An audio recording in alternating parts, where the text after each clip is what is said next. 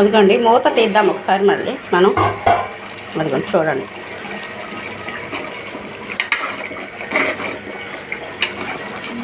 చూసారా వంకాయ కూడా ఉడికిపోయింది. చిదరవ్వకుండా చక్కగా వంకాయ ముక్క లాగుంది.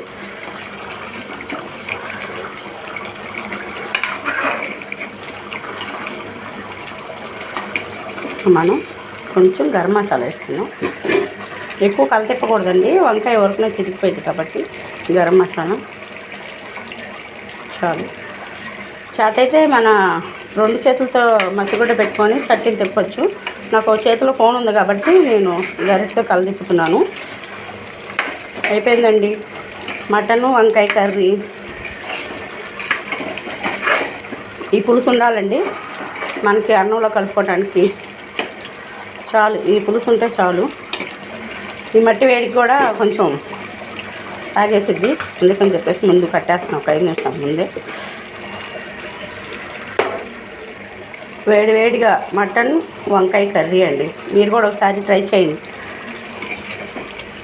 వండుకుంటారు, చాలామందికి తెలుసండి. కాకపోతే కొత్తగా చూసేవాళ్ళు ఉంటారు కదా. ఇప్పుడు కొన్ని వంటలు నాకు కూడా తెలియట్లేదు.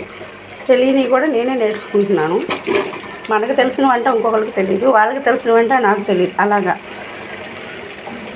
మటను వంకాయ కర్రీ రెడీ. అన్నము రెడీ అయిపోయింది. బాయ్ అండి. లైక్ చేయండి, షేర్ చేయండి, సబ్స్క్రైబ్ చేసుకోండి. లైక్ కొట్టండి, చూసి వెళ్ళిపోతున్నారు. సబ్స్క్రైబ్ కూడా చేసుకోండి, కొంచెం సపోర్ట్ చేయండి.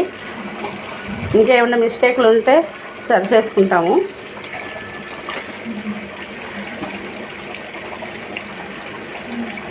వంకాయ మటన్ కర్రీ రెడీ అండి.